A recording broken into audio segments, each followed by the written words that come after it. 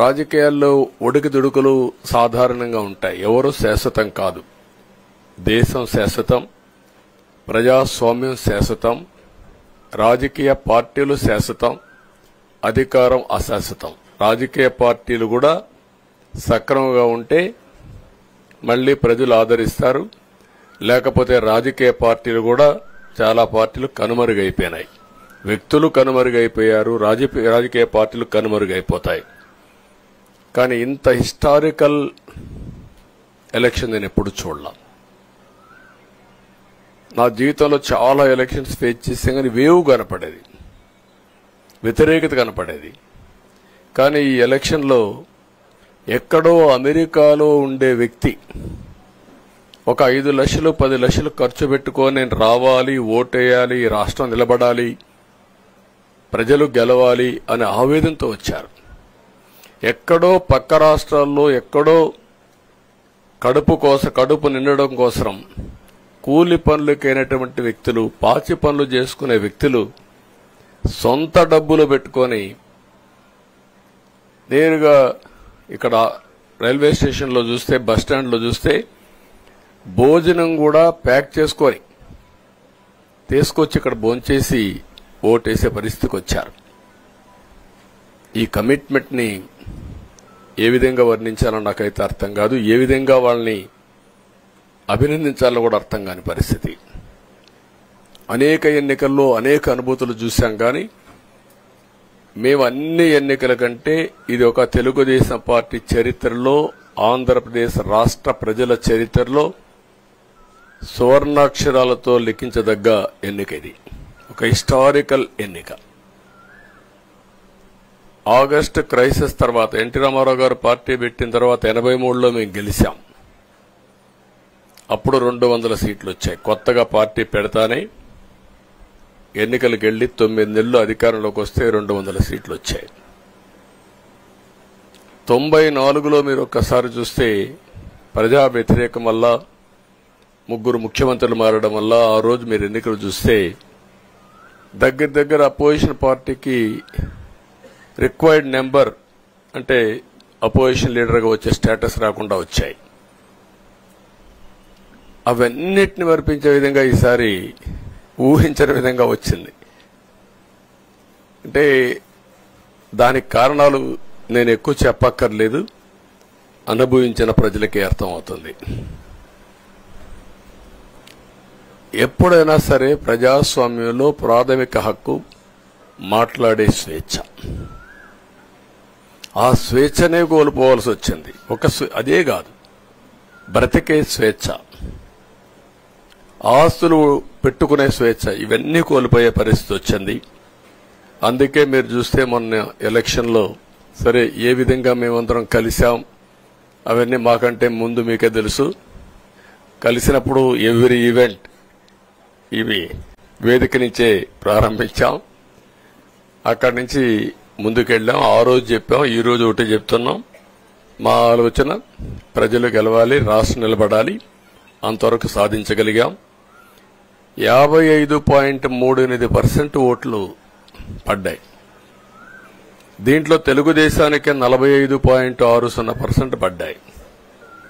వైసీపీకి 39.37% పడ్డాయి. ఇది ఊహించినటువంటి ఒక్కొక్కసారి 95,000 మెజారిటీ. ఒకప్పుడు నేను చార్మినార్ ఎగ్జాంపుల్ చెప్పేవాడిని. చార్మినార్ అంటే అక్కడ ఎంఐఎం కంచుకోట, అక్కడ ఎప్పుడు ఎక్కువ ఓట్లు వచ్చేటివి. ఆ తర్వాత కుప్పం, సిద్దిపేట పోటీ పడేటి రెండో స్థానానికి. అప్పుడు కూడా 70,000, 80,000, 50,000 కాడ ఆగిపోయేవాళ్ళం. ఈసారి 95,000, 94,000, మళ్ళా 92,000, 91,000. మంగళగిరి లాంటి కాన్స్టిట్యున్సీలు 91,000 మెజారిటీ. ఏ విధంగా అభివర్ణించాలో నాకైతే అర్థం కాదనమాట. అంత ఇదెళ్లిపోయినాయి. ఇవన్నీ చూసిన తర్వాత ప్రజలు ఇచ్చిన తీర్పు మీరు చూస్తే అహంకారం, నియంతృత్వం, విచ్చలవిడితనం, ఏదంటే అది చేస్తాననుకుంటే ప్రజలు క్షమించే పరిస్థితులు లేరు. అదే ఈరోజు నిరూపించే పరిస్థితికి వచ్చారు. ఒక మాటలో చెప్పాలంటే ఈసారి వీళ్ళు చేసింది గుణపాఠం పాలకులకు కాదు, అవినీతి అహంకారంతో ముందుకు పోయే ఎలాంటి ధ్వంసకారులకైనా ఇదే జరుగుతుందని నిరూపించారు ప్రజలు. దానికి మనస్ఫూర్తిగా అభినందిస్తున్నా. అదే సమయంలో 5 సంవత్సరాలు మా కార్యకర్తల పడిన ఇబ్బందులు, చాలా మంది స్లీప్లెస్ నైట్స్, కంటి నిండా నిద్రపోని పరిస్థితి. అక్కడి నుంచి నేను చూస్తే చాలా కడాన మనిషిని హింస పెడుతూ, నువ్వు ప్రాణంతో బతకాలంటే జై జగన్ అనమంటే జై తెలుగుదేశం, జై చంద్రబాబుని ప్రాణాలు వదిలిన సందర్భం చంద్రయ్య. ఇది తలుచుకుంటే ఆ కమిట్మెంటే, ఆ త్యాగాల ఫలితమే ఈరోజు ప్రజాస్వామ్యాన్ని కాపాడుకోగలిగాం. ఒక్క మా కార్యకర్తలకే కాదు, మీడియా 5 ఏళ్లు మీరు పడిన ఇబ్బందులు, మీరు కోర్టుల చుట్టూరు తిరిగిన ఇది, మిమ్మల్ని సిబిసిఐడి ఆఫీసులో పెట్టి వేధించిన విధానం, అవి తలుచుకుంటే ప్రజాస్వామ్యమే సిగ్గుతో తలంచుకోవాలి. అలాంటి సంఘటనలు జరిగాయి. మేనేజ్మెంట్ని ఒకరినని కాదు, ఎవరినైనా పట్టుకురావచ్చు, ఏదైనా చేయొచ్చు అనే ధీమా వచ్చేసి ఇష్టానుసారంగా ప్రవర్తించే పరిస్థితికి వచ్చారు. అదే సమయంలో ప్రజల మీద, మా పార్టీ మీద సరే, ఈవెన్ జనసేన పవన్ కళ్యాణ్, ఆయనకు కూడా స్వేచ్ఛ లేదు. ఎక్కడైనా సరే విశాఖపట్నానికి వెళితే ఉన్న పళంగా విశాఖపట్నం నుంచి వెకేట్ చేయాలని తిరిగి, అంటే నగర బహిష్కరణ. ఒక నాయకుడిని నగర బహిష్కరణ చేస్తే కారణం చెప్పకుండా ఇంకా వేరే వాళ్ళ కథ ఏముంటుందో మనం ఆలోచించుకోవాల్సిన అవసరం ఉంది. కేసులు పెడితే ఎందుకు పెట్టావు కేసు అని అడిగితే దానికి సమాధానం చెప్పకుండా ముందు నిన్ను అరెస్ట్ చేస్తున్నాం, తర్వాత కేసు డీటెయిల్స్ ఇస్తా ఉంటారు. ఇలాంటి చాలా జరిగాయి. ఇవన్నిటికీ పరిష్కారం కోసం ఈరోజు మనం చూసిన తర్వాత, ఇది మాకేదో అధికారం అని మేము అనుకోవడం లేదు, ఒక బాధ్యత. మేము పాలకులమే కాదు సేవకులం అని చెప్పే నినాదానికి శ్రీకారం చుట్టారు. ఇవన్నీ గుర్తుపెట్టుకొని పనిచేస్తాం. నేను చాలా స్పష్టంగా సూపర్ 6 ఇచ్చాం. అదే మాదిరిగా ప్రజాగళం ఎన్నికల మేనిఫెస్టో ఇచ్చాం. ఇవన్నీ కూడా ప్రజల్లోకి బాగా వెళ్ళాయి. ఒక హోప్ క్రియేట్ అయింది. ఇవన్నిటి ఫలితాలే నిన్నొచ్చాయి. అదే మాదిరిగా మేము ఇక్కడ మీరు చూస్తే, ఒక పక్క తెలుగుదేశం పార్టీ మొట్టమొదటిసారిగా పవన్ కళ్యాణ్ గారు ప్రభుత్వ వ్యతిరేక ఓటు చేరడానికి వీలు లేదు, ఈ రాష్ట్రంలో మళ్ళా ప్రజాస్వామ్యాన్ని గాని ఈ రాష్ట్రాన్ని కాపాడుకోవాల్సిన బాధ్యత ఉందని చెప్పి ముందుకొచ్చి ఈ యొక్క కూటమికి బీజం వేశారు. వారిని మనస్ఫూర్తిగా అభినందిస్తున్నాం. ఆ తర్వాత బీజేపీ కూడా ఈ కూటమిలో భాగస్వాములయ్యి, ముగ్గురం కూడా మీరు ఒక్కసారి ఆలోచిస్తే ఒకరు ఎక్కువ ఒకరు తక్కువ కాకుండా ముగ్గురం కలిసి పనిచేశాం. బేషిజాలు ఎక్కడా లేకుండా మేము ఏదైతే చెప్పామో, ప్రజలు గెలవాలి, రాష్ట్రం నిలబడాలి, దీనికోసం పై స్థాయి నుంచి ఢిల్లీ నుంచి వచ్చినటువంటి బీజేపీ నాయకులు గాని, ప్రధానమంత్రి అమిత్ షా గారు గాని, ఇక్కడుండే పవన్ కళ్యాణ్ గాని, తెలుగుదేశం పార్టీ కేంద్ర నాయకత్వం నుంచి కింది వరకు అందరం కూడా ఒక ట్రూ స్పిరిట్ తో పనిచేశాం. 175 అసెంబ్లీలు, 25 అసెంబ్లీలు, అన్ని పార్టీలకు సంబంధించిన సీట్లుగా ఎన్డీఏలో భాగస్వాములుగా ఒక బాధ్యతతో ముందుకు పోయాం. అందుకే ఈ అనూహ్యమైనటువంటి విజయాన్ని సాధించగలిగాం. ఇక్కడి నుంచి బాధ్యత ఉంటుంది. ఆ బాధ్యతని ఏ విధంగా చేయాలనో అవన్నిటి కూడా ప్రణాళికలు తయారు చేసుకుంటాం. అంటే ఈ 5 సంవత్సరాలు జరిగిన విధ్వంసం మీరు ఒకసారి చూసిన తర్వాత ఇది ఒక 30 సంవత్సరాలకు ఎంత డ్యామేజ్ చేయాలనో అంత డ్యామేజ్ జరిగింది. వ్యవస్థలు విధ్వంసమయ్యాయి. మొత్తం ఎకానమీ కుప్పగూలిపోయింది. అప్పులైతే ఎంత చేశారో ఇంకా లోతు పోతే తప్ప మనకు తెలియదు. ఎక్కడెక్కడ చేశారో ఏమేం చేశారో తెలియదు. ఇంకొక పక్క ఎక్కడికక్కడ సహజ సంపద, ఒక శాండ్ కావచ్చు, మినరల్ వెల్త్ కావచ్చు, లేకపోతే ఏదంటే అది, ఇంకా మాకు అడ్డే లేదు, ఏమైనా చేయగలుగుతాం, ఎవరైనా అడ్డొస్తే తొలగించుకుంటా పోతామనే ధీమాతో ముందుకు పోయారు. కొంతమంది భయపడి రాలేకపోయారు, ఎదిరించలేకపోయారు. నా కళ్ల ముందర ఒక రైతు చూస్తే ఆ పొలం పక్క నుండి ఇసుక తీసేస్తే అక్కడ భూగర్భ జలాలు ఉండవు.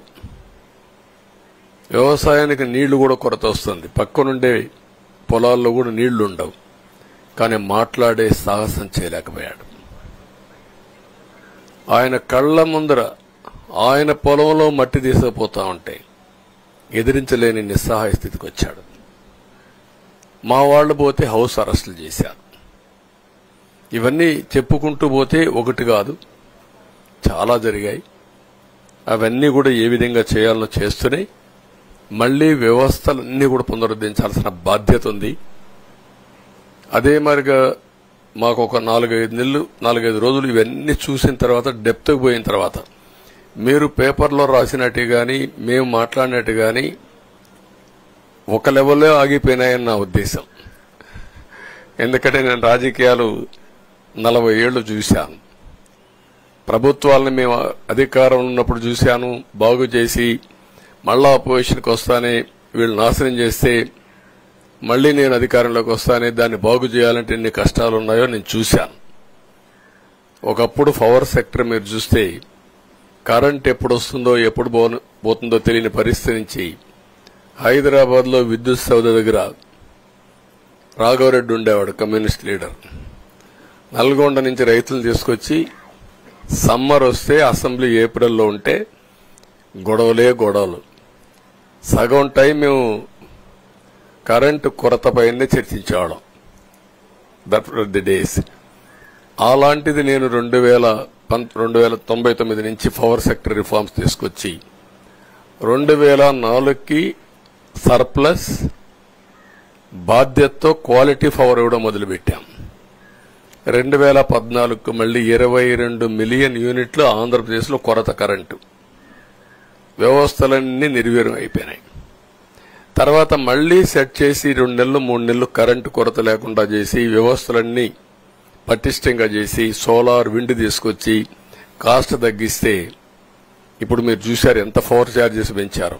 9 సార్లు పెంచారు. ఎందుకు పెంచారో నోబడీ నోస్. దానికి రీజనే లేదు.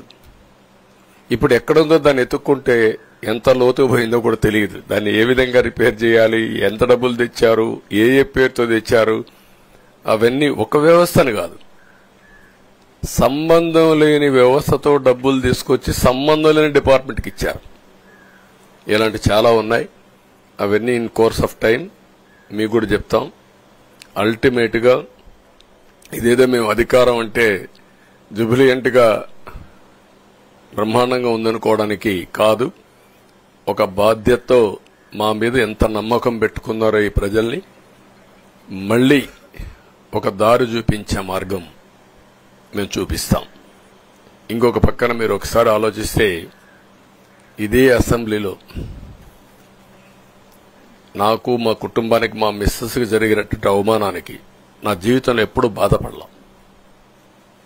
నా మీద బాంబులతో దాడి చేసినప్పుడు కూడా వీరోచితంగా ఎదుర్కొన్నా.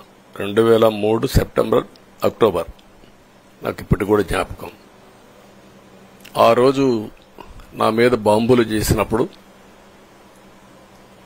చాలా ఒక పానిక్ రియాక్షన్లో కూడా నేను భయపడలేదు. అలాంటి వ్యక్తిని మీరు చూస్తే అది ఆ సంఘటన చూసిన తర్వాత ఇలాంటి కౌరవ సభలో ఉండడం కరెక్ట్ కాదని అసెంబ్లీలో చెప్పి దానికి కూడా మైక్ ఇవ్వకపోతే చెప్పేసి బయట వచ్చి ప్రెస్ కాన్ఫరెన్స్ చెప్పి అనౌన్స్ చేశాను. మళ్లీ క్షేత్రస్థాయిలో గెలిచి అసెంబ్లీని గౌరవ సభ చేసి అసెంబ్లీకి ఎంటర్ అవుతానని చెప్పాను. నేను ఏదైతే ఆ రోజు ఒక ప్రతిజ్ఞ చేశానో దాన్ని నిజం చేయడానికి ప్రజలు సహకరించారు. మామూలుగా సహకారం కాదది. నేను ఇన్ని సంవత్సరాలు చాలాసార్లు చాలా ఎలక్షన్లు గెలిచాం, కొన్ని ఎలక్షన్లో ఓడిపోయాం. ఎలక్షన్లో ఓడిపోయినప్పుడు నేను ఎప్పుడూ కుంగిపోలేదు. ఎలక్షన్లో గెలిచిన తర్వాత గంతులేయలేదు. నిబ్బరంగా ఓడిపోయినప్పుడు ఒక బాధ్యత ప్రతిపక్షంలో ఉండి పనిచేయాలి, గెలిపించినప్పుడు ఒక బాధ్యత ప్రజలకు మెరుగైన సేవలు అందించి వాళ్ళని ముందుకు తీసుకుపోవాలని ప్రయత్నం చేశాం. ఎప్పుడూ ప్రజాప్రచారనే ఉన్నాం. అలాంటిది జరిగిన తర్వాత ఈరోజు మళ్లీ ఇదే అసెంబ్లీకి నేను ఏదైతే చెప్పానో అది చేసి వెళ్ళడం అనేది ఒక తృప్తి, ఒక గౌరవం. ఆ గౌరవాన్ని నిలబెట్టిన ప్రజలను కూడా మనస్ఫూర్తిగా అభినందిస్తూ మీ రుణం తీర్చుకుంటాం. ఏ విధంగా పనిచేయాలో పనిచేస్తాం. మీ ఎక్స్పెక్టేషన్స్ ప్రకారం పనిచేసి అయితే ఎప్పటికప్పుడు మీరందరూ కూడా మేము ఓటేసాం, మా పని అయిపోయింది, ఇంకా మీరు చూసుకోండి కాకుండా ఎప్పటికప్పుడు మమ్మల్ని నడిపించే బాధ్యత, మాకు సహకరించే బాధ్యత, మళ్లీ రాష్ట్రంలో ఉండే ప్రజలందరం బాగుపడాలంటే ఏం చేయాలో మేము చేసినప్పుడు ఎప్పటికప్పుడు ఫీడ్బ్యాక్ ఇచ్చి నడిపించే బాధ్యత తీసుకోవాల్సిందిగా వారిని కోరుతున్నా. పవన్ కళ్యాణ్ గారిని మనస్ఫూర్తిగా అభినందిస్తున్నా. అదే మరి బీజేపీ అగ్రనాయకత్వాన్ని నరేంద్ర మోడీ గారిని, అమిత్ షా గారిని, ఇక్కడికి వచ్చిన అబ్జర్వర్స్ ని, ఇక్కడుండే పార్టీ అధ్యక్షురాలైనటువంటి పురంధేశ్వరి గారిని మనస్ఫూర్తిగా అభినందిస్తున్నా. వీళ్ళందరూ కూడా ఏదైతే ఒక స్ఫూర్తిని తీసుకున్నామో ఆ స్ఫూర్తితో టోటల్ గా ప్రతి ఒక్క కార్యకర్త సిన్సియర్ గా పనిచేయడానికి ఏ అభ్యర్థి ఉన్నా తమ అభ్యర్థిగా పాటించి బ్రహ్మాండంగా పనిచేశారు. వాళ్ళందరినీ అభినందిస్తున్నా. ఈరోజు మా విజయం మూడు పార్టీల కార్యకర్తల సమిష్టి కృషి. వారందరినీ అభినందిస్తూ ఈరోజు ఢిల్లీకి పోయి వచ్చిన తర్వాత ఒకసారి మళ్లీ ఇవన్నీ ఎప్పటికప్పుడు సమీక్ష చేసుకుంటూ ముందుకు పోతా అని చెప్పి తెలియజేసుకుంటూ మరొక్కసారి మీ అందరికీ అభినందనలు, ధన్యవాదాలు. థ్యాంక్ యూ అనండి.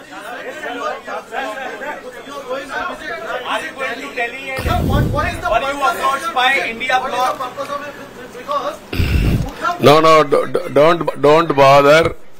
No, hear me, I say. You are very loud. You want news always. I am also experienced. I have seen so many political changes in this country. We are in NDA. I am going for NDA meeting. In course of time, anything, we'll report to you. Thank you.